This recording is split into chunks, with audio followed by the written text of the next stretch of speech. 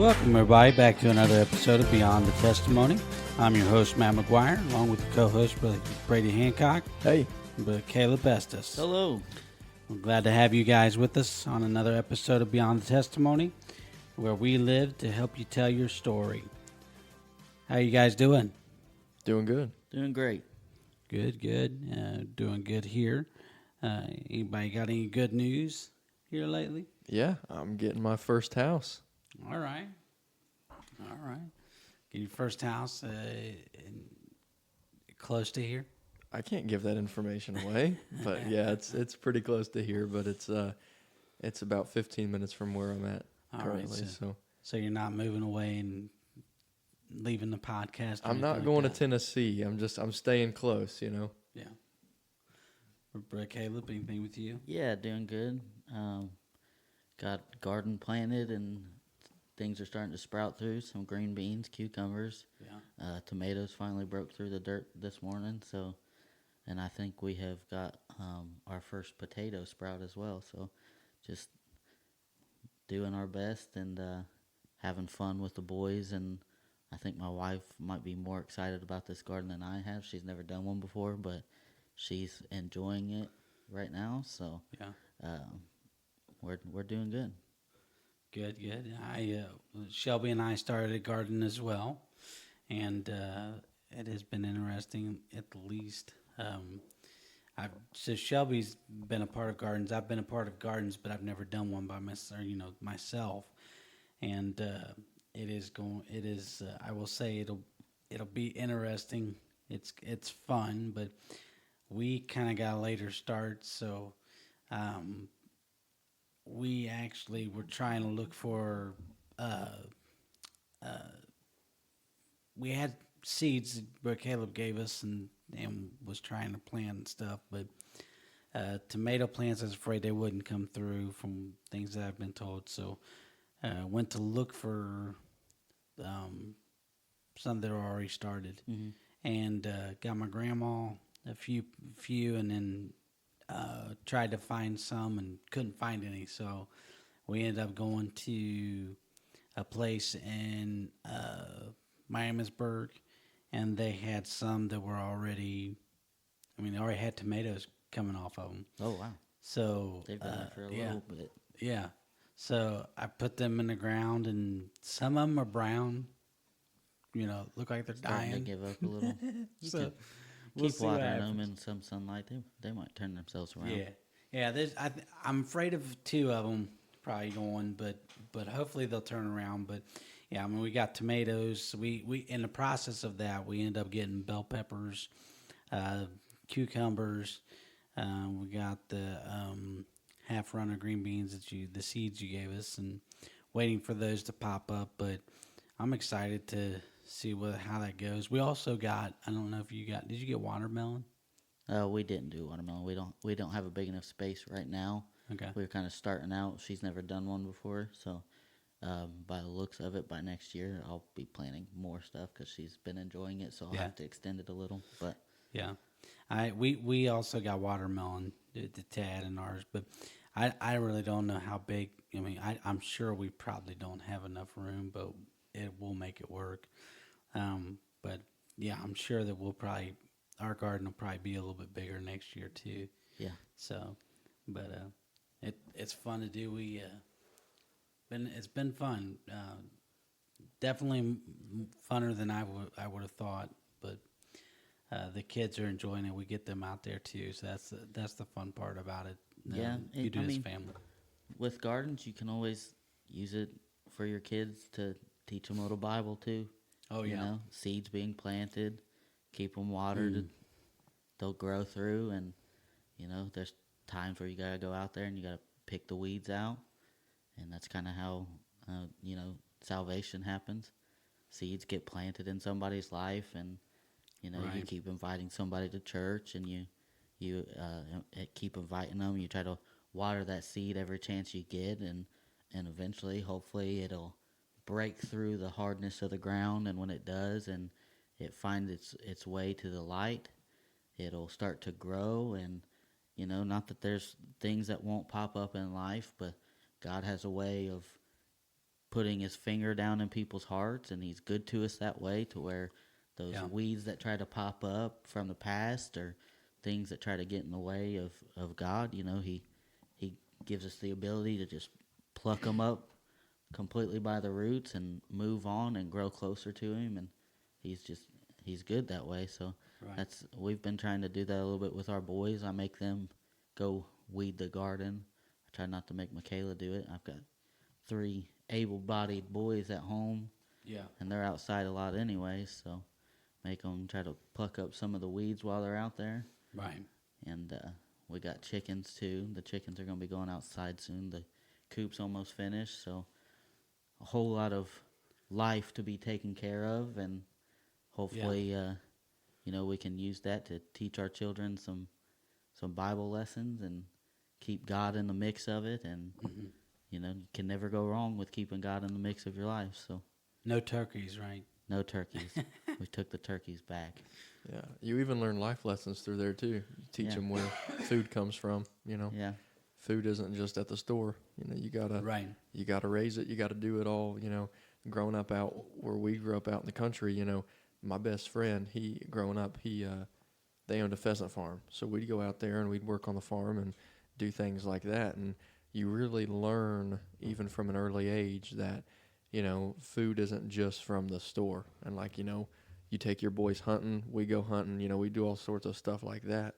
We go fishing and we bring home the fish and we clean them and, we'd eat them. And you teach valuable lessons there too, that I do a lot of work in the city, and it would blow your mind how many people are just completely, their mind blown that, what, you guys, you do that and you do this, and yep, I learned from an early age exactly where food comes from. Even if it's at the grocery store, it comes from a farmer somewhere. I mean, Yeah. it's the same meat, it's the same stuff. I mean, they just add junk to it at the store, if anything. So, definitely teaches a good life lesson. yeah, and you can instill some work ethic and in a little bit of a fun way. With our chickens, we had chickens at the house before this too, and we'd make the boys go out there, and they had to check for eggs, and in the evening time, it was their responsibility to go make sure the run door and coop door was closed, and Michaela most of the time cleaned out the flooring for the majority, but Chandler, he's a hands-on fella. Yeah. He loves to do anything hands-on, so he's pretty good at helping. But I was talking to Grayson the other day, and that's something I told him. I was like, this one thing this garden is going to teach you is that we want the fruits to come through, we want the sprouts to come through, we want to pick the tomatoes and things like that, but there's work that goes into all of that to get what you want, and it's going to take a little bit of work. And our Bible says if a man doesn't work, he doesn't eat. And so I have 3 boys. I got to try to instill that in them at some point or another. It's good to have a good work ethic, whether it's you always want to work for God, but you want to do work in the church, whether it's running a vacuum, cleaning some dishes. I don't have anything wrong with rolling up my sleeves a little bit and wiping down the table.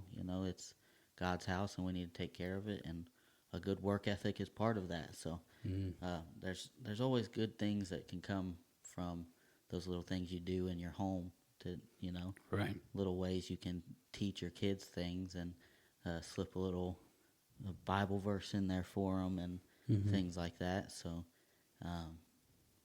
sometimes they don't always like the Bible verses you give them when they're not doing what they're supposed to do, Right. But nonetheless, Bible is something, it's always good to let them hear repetitive verses in their heads and come from their moms, and those different things.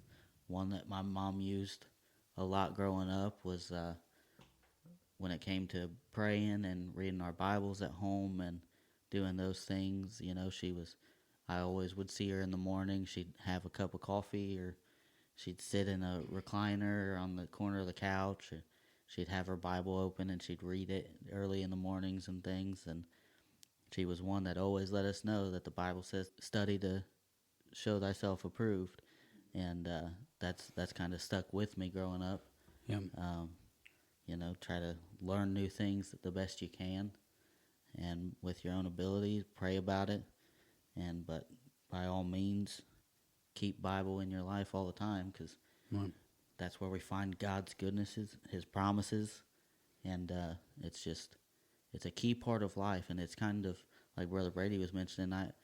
I go different places too, and speak to a lot of different people, and sometimes it's hard and it's heartbreaking as a minister and as a Christian in general when you go to some of these places and you see the hopelessness in some people's eyes. You know, we do purges and different things like that for people who have lost their parents and we're close to them, and different things like that. And you know, sometimes you can just tell that there's a hopelessness there.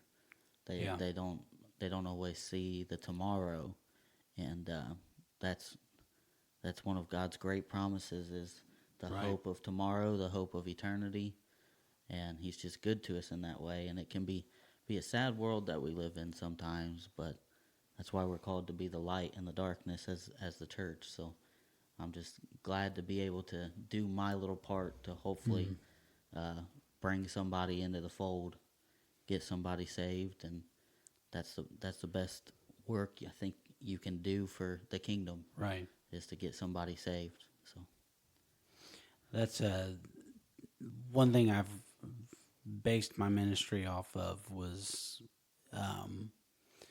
not necessarily how much a crowd was moved. You know, when you obviously want to have a good response when you preach, but here recently I've thought about how many people have come to Christ, whether I was preaching, Shelby was singing, or something of that nature.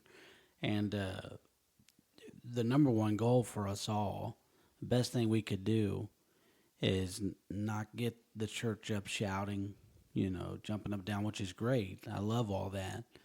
But I would rather see one person come and pray and get saved. And it's almost, I mean, we talk about the garden. Maybe we can talk Brother Brady into taking that side yard and making a garden for Sam. Yeah, we'll see about that. We'll talk at least about maybe a little raised garden out back or something. Yeah, but we talk about getting back to our roots. When those plants and things that you sow, they got to have a good foundation, and our foundation starts by first accepting Christ into our soul. And I agree with you, Brother Caleb. This garden is an awesome tool to be able to talk to your kids, no matter what age they are. Taryn seems to be the one that's getting into it the most in our family, and Liam. I will say, well, Liam and Tatum, but I think Tatum just likes to run in the dirt, to be honest. But it is fascinating just how much their little mind, once you start doing it and you start teaching them and showing them, it's fascinating how much they want to do it. Now Lincoln, on the other hand, I don't think he's been out there once, but we'll get him out there. But I really do enjoy the spiritual part of it, as far as that, and how that we can teach our children to have a foundation at a young age. And one thing that we've talked about, they are going to have a life full of testimonies, and they are going to have a life. Our kids have already been through things that kids shouldn't have had to go through, as far as you with your surgeries and Shelby with cancer and my surgeries and different things. There's things that those young minds have went through that that really they should have never had to go through them this early in life. But I think it's also good that they can build that foundation, and when they build that foundation, you know that they're going to be stable in the future. That's why and I'll be careful what I say here, but that's why I feel that it does matter where we go, who we hang around, what company we keep, those different things. It really does matter how we teach our children, who we let them hang around, who we let them see, who we let, you know, what we let them do on our phones. It seems like this is a world full filled entertainment. That's all that the world seeks after now, and a lot of it comes from internet. A lot of it comes from iPads. And I'll tell you, I try to do as good as I can, but my kids spend not recently, but they have spent time on iPads and different things, and so Shelby is really good about making them go outside, and when we teach them not just that we've got to be saved to go to heaven, different things like that, but we truly teach them why we are saved and what the greatness about being saved is. That kind of goes into what I was reading. We was talking about something that we had read in Psalms chapter 103, is basically titled "The Benefits of the Lord." Verse number 1: Bless the Lord, O my soul, and all that is within me. Bless His holy name. Bless the Lord, O my soul, and forget not all His benefits. I was reading today, this morning, about healing. I wanted to read a little bit about healing. And verse number 3 is where I was originally going. Who forgiveth all thine iniquities, who healeth all thine diseases. And then verse number 4, who redeemeth thy life from destruction, who crowneth thee with loving kindness and tender mercies. We can go on down in here, but bless the Lord, O my soul, and all that is within me. Bless His holy name. Why do I do that? Because of all of His benefits. We don't forget His benefits. What is the benefit of being a child of Christ? Yes, we can make it to heaven. Yes, we can enjoy being saved. But there are so many things that if we could just get the world to understand, they don't know what those benefits are, because you can't experience them without having a relationship. Yeah. It's that comfort when you lose a loved one. It's that comfort when your bills are more than what you bring in, and God somehow brings that and answers those prayers. It's more than just you face trials every day, but to have the Lord on your side, there's just a benefit to it that you're not going to understand until you actually experience it. And the Lord has just been good to me. Somebody testify.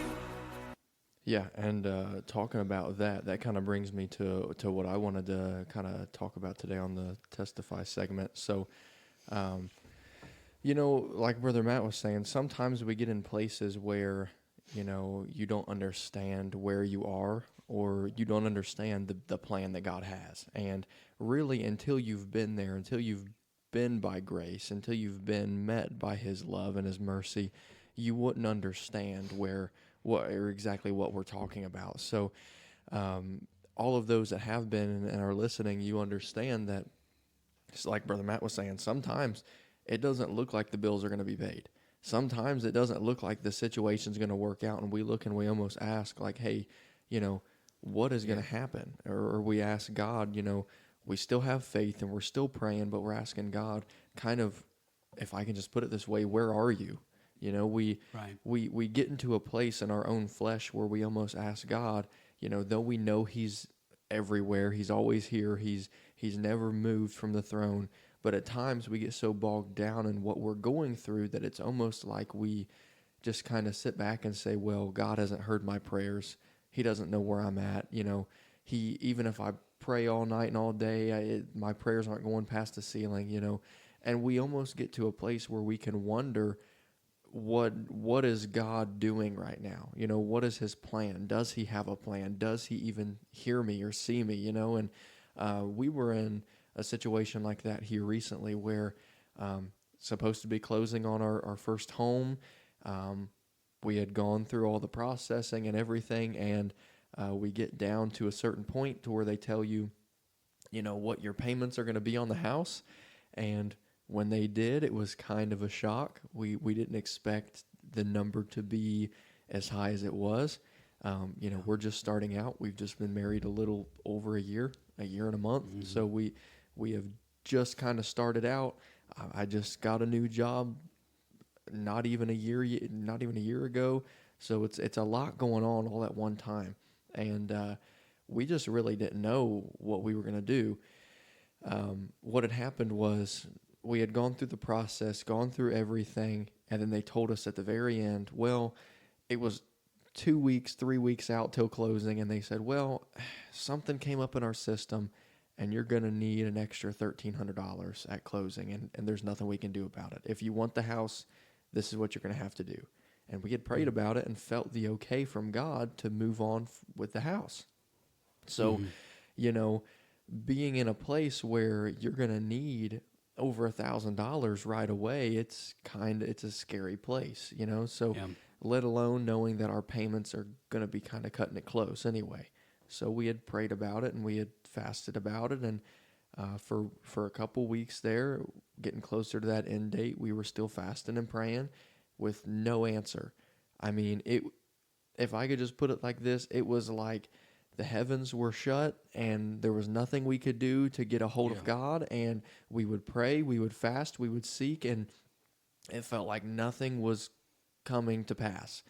Every time we came to church, the messages were great, the songs were great, the Lord was there, but I never I can't put a specific place in my mind where I know that was like that message was for me or that song was Right. for me. And we had been praying for, like I said, weeks.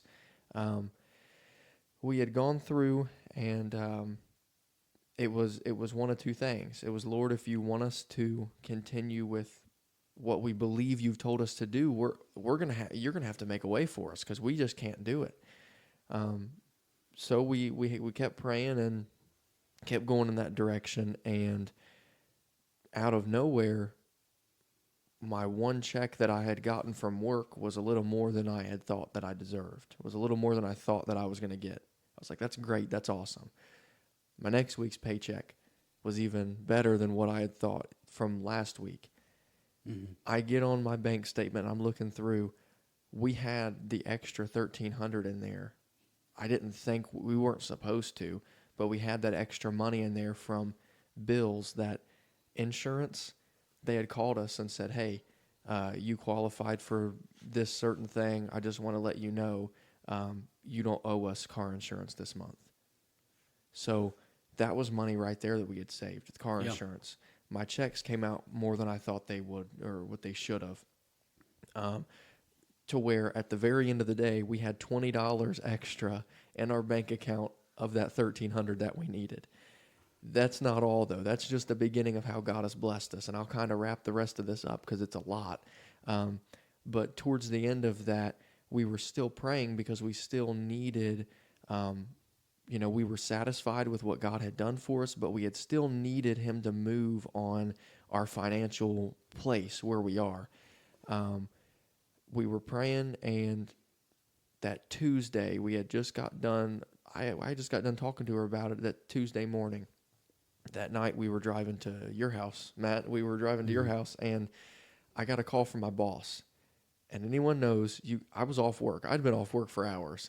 When you get a call from the boss randomly, I was like, oh, no. I'm in trouble. I'm getting fired. Something's happening. Especially after hours. Yeah. Especially after hours. And I'm like, oh, no. So I get a call, and I say, hello. And he says, hey, I just want to let you know I'm really proud of you, and starting tomorrow, you're going to get a raise. And he basically hung up the phone. And my jaw dropped. I looked over at Sammy and I was like, what just happened? We had been praying for this for weeks. Yeah. And out of the blue, out of nowhere, I didn't expect it. We hadn't been specifically, really expecting that to be how it all worked out, but we had been praying for it. We just looked at each other and was like, wow, that's incredible. We figured up the numbers, and as we wrote it all down, we had been praying for a specific dollar amount every week that I needed to bring in to where we could be at least a little bit comfortable. Just a little breathing room, especially with, you never know what's going to happen in life. So we had added up the numbers, and we had sat down, and it was literally to the dollar amount of what we had prayed about.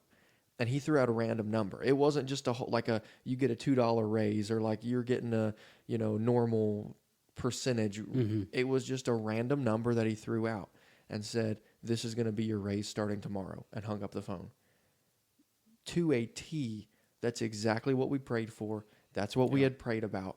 And it's like right then, it wasn't the stars that aligned. It wasn't that the universe we had prayed for that. We had fasted for that. What we had prayed and fasted for weeks came out to the dollar amount. So if I could encourage anyone out there that's listening to this today, God has a plan. God sees you even when you don't think that he does. They were singing this song Wednesday night, and this is when I testified about it at church. Wednesday night, the little kids sung, he's got the whole world in his hands. Right. And really, when you look back and you look at your own life, you can count all the times that God has really came through. You can really stand back and say, wow, though I'm going through what I'm going through and I don't see a way out, he still has the whole world in his hands. Even when I don't see it, he still has a plan. And that's just what I wanted to share today. God has been way too good for me to just, sit down and not say anything. So I at least just had to say that. But God has just been really good to us. And we closed last Friday. We had every dollar that we had needed, $20 extra. Like I said, hey, that's McDonald's right there. But so we had money extra, and God has just been really good to us. Yeah, God's just, he's always on time. We Right. sing, they sing that song, he's an on-time God. And, you can go throughout the Bible, you can look as far back as the children of Israel leaving Egypt, right when the sea needed split, God told Moses what to do. Yeah. And, you can just, right when Jacob was going to meet his brother Esau, and right before he crosses the brook to where he's going to finally get to where he meets his brother, he wrestles and God changes his name. And you can just go throughout different stories in the Bible, and you can find that there has never been a time that God's not showed up right on time. Right. There, we've been talking about these gardens and stuff, and I got to thinking about it. A lot of times we take those seeds, we dig that little hole, and we cover them in dirt, and they're sitting there and they're covered by all the pressure of this dirt. They've got all this darkness all around them, as it would seem. But one thing I covet from these little seeds is they don't complain about the dirt. They grow through it. They could, and I understand that sometimes you can plant bad seeds.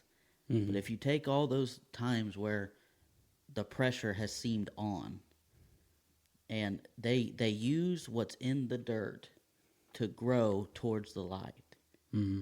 Think about that. The times where the pressure's been on to come up with money you didn't know how you were going to come up with, when the doctor's report wasn't what we wanted it to be, and you didn't know.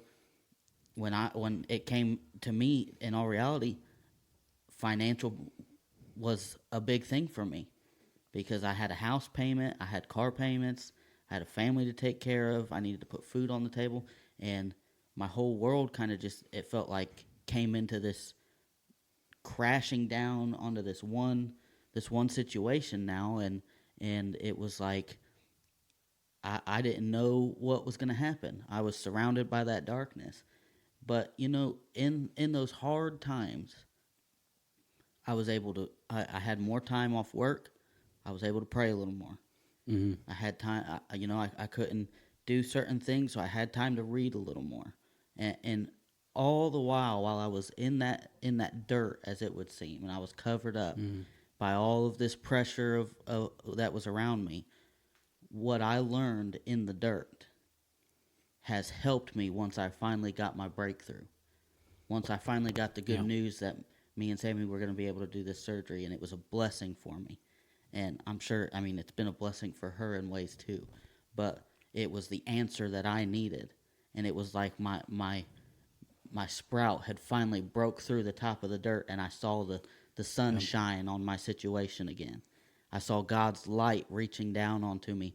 But I can't forget what I learned in the dirt, because what I learned in the dirt is nutrients for me to be able to stand before people and say, oh, yes, it was hard, but God's always been faithful.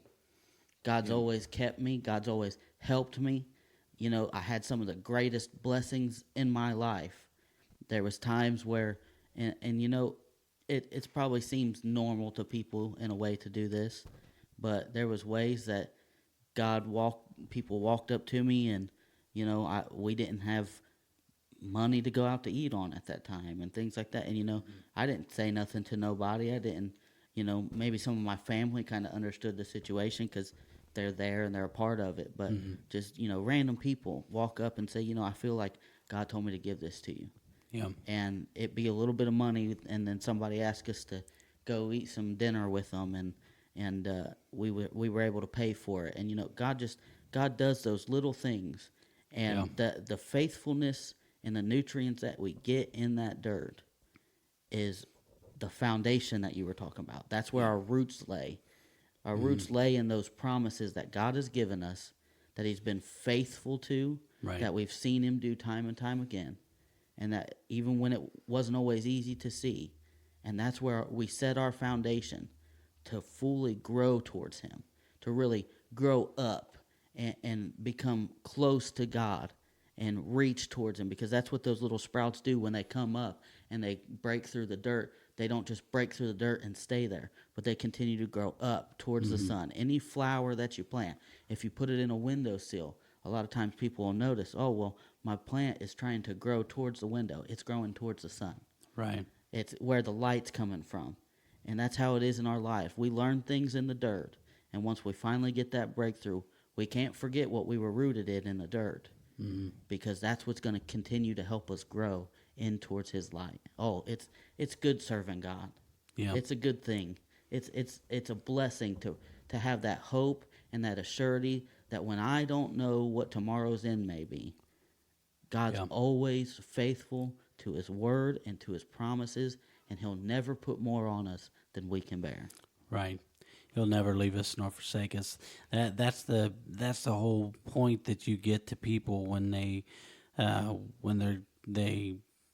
give prayer requests, and some people don't even give, you know, that they're going through things. But the biggest thing is being patient and letting God move instead of trying to fix it ourselves.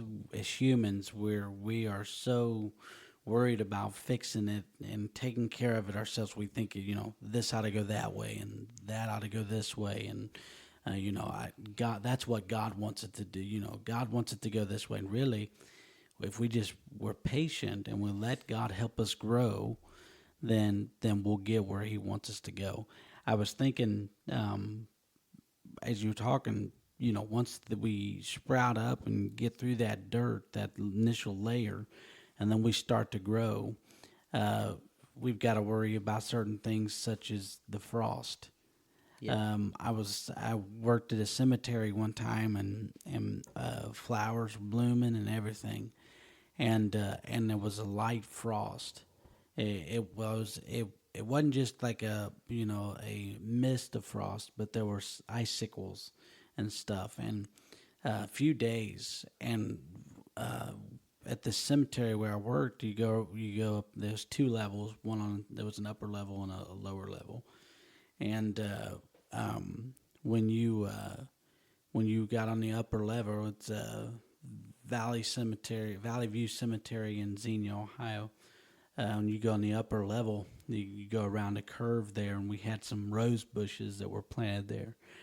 And it caught my attention because you could see where the frost had gotten a lot of those roses, and they started to shrivel up. But there was this one rose there that you could see a little bit of the icicle on top of it, but it was blooming. It was the prettiest rose I've ever seen in my life. And I thought about that day as I sit there, and the frost came, and what the devil tries to get us to do is he tries to get us to handle things ourselves. He tries to get us to be impatient and not wait on God. And it's very easy. We've done it before. I'd say all of us have done it. That we have tried to take care of something, and God didn't initially really want it to go that way. And it's easy for humanity to do that. But I watched that flower as I come around the corner. It was glistening. And so I watched it for the next few days, and in a week or so, and that flower just got stronger and stronger and stronger.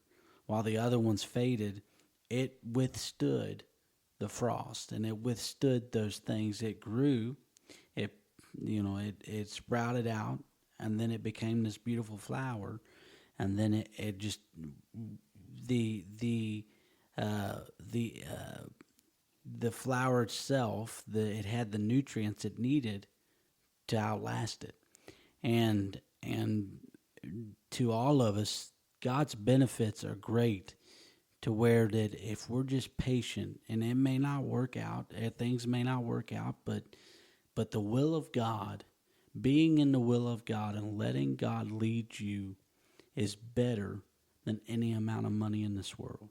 It's better than the new vehicles, a new home. It's better than anything in this world. And really, if we can tell you something today or give you some inspiration, be patient. Let God lead you. Let God guide you. Let him sprout you through that dirt. If you feel like you're in that soil, there'll be a day when you break through. Yeah. Joy cometh in the morning. And you ever notice that they start with the evening and end with the joy of the morning? The evening may be rough, but joy is coming in the morning.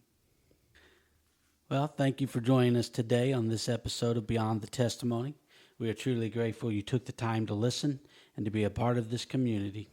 You can listen to Beyond the Testimony on Podbean, Apple Podcast, Spotify, and wherever you get your podcast. If today's episode encouraged you, challenged you, or spoke to you in any way, we'd love to hear from you. Connect with us on your social media platforms. Share your thoughts, your questions, and even your own testimony. Your feedback helps shape future episodes. You can also email us directly at beyondthetestimony@gmail.com. Whether it's comments, questions, or topics you'd like us to cover, we want to hear from you. Remember, even when you don't have a plan, we serve a God who does. Until next time, stay in the Word, stay faithful, and keep living to tell your story. This has been Beyond the Testimony.